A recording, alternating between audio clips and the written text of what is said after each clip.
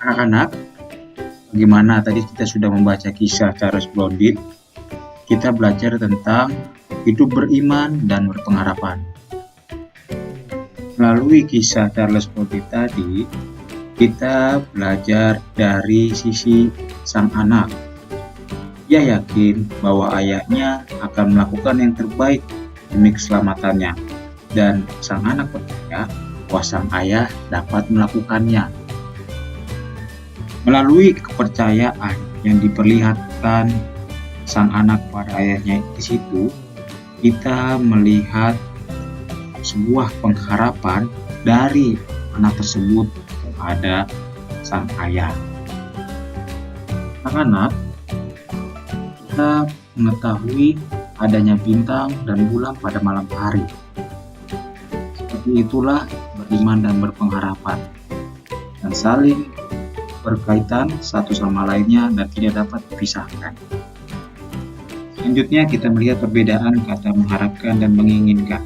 Mengharapkan merupakan sikap yang berpusat pada diri sendiri dan mengharapkan berpusat kepada Allah. Beriman dan berpengharapan bersifat dinamis atau tidak statis, ibarat tanaman yang terus bertumbuh. Anak-anak, pernahkah melihat tanaman layu? Ya, tidak pernah disiram dan tidak pernah dirawat. Tanaman perlu dirawat dan dipelihara agar dapat bertumbuh dan berbuah. Nah, anak-anak, seperti itulah iman yang tertanam dalam diri seseorang. Dapat bertumbuh, berkembang, dan berbuah di dalam kehidupan sehari-hari. Jadi anak-anak, kesimpulan yang kita dapatkan, beriman berarti kita harus yakin kepada Tuhan. Beriman berarti kita menaruh seluruh harapan kita kepada Allah tanpa ada keraguan apapun gitu.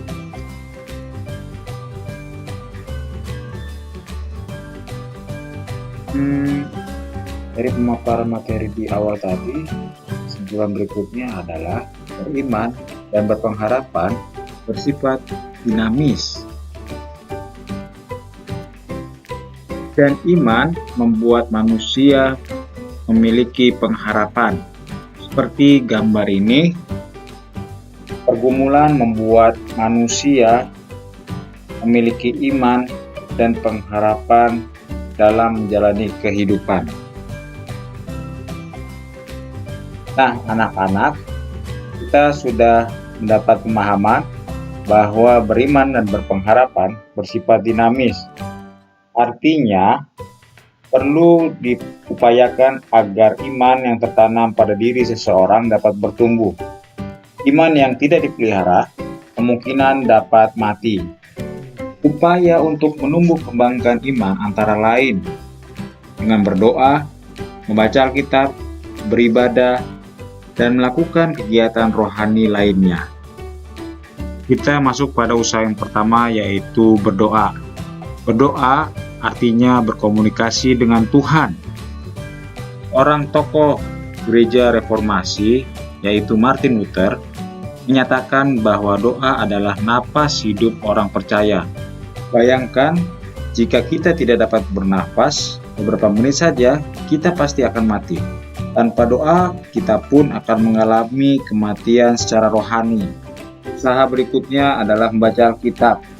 Orang yang membaca Alkitab akan dibimbing untuk mengenali siapa Tuhan, siapa dirinya, apa yang dikehendaki Tuhan atas manusia, dan apa yang harus dilakukan manusia menurut kehendak Tuhan.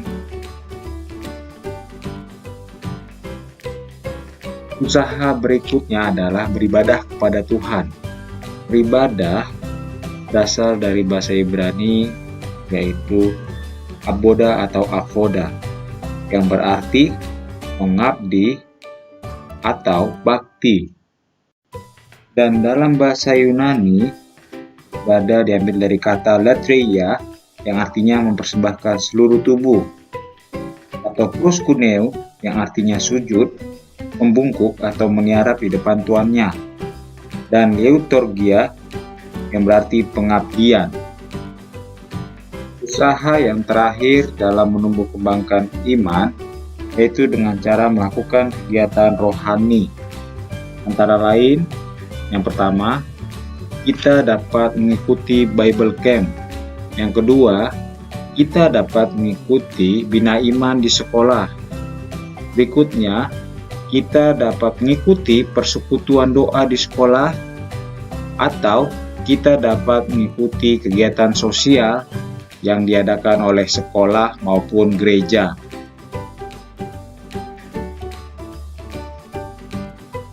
Nah, anak-anak, sudah jelaskan penjelasan tentang materi hidup beriman dan berpengharapan kali ini. Ada nilai PKBN 2K yang ingin kita capai untuk materi ini. Yang pertama, nilai ketaatan, dan yang kedua adalah kesetiaan. Dalam mewujudkan iman di dalam kehidupan sehari-hari, dibutuhkan ketaatan dalam menjalankan firman Tuhan. Untuk mempertahankan iman kita, diperlukan sebuah kesetiaan. Tanpa kesetiaan, seseorang akan mudah goyah dan berpindah dalam melakukan segala sesuatu. Anak-anakku yang terkasih, semoga materi kita tidak hanya kita terima sebagai ilmu, melainkan dapat kita jalankan di dalam kehidupan sehari-hari. Amin. Tuhan memberkati kita semua.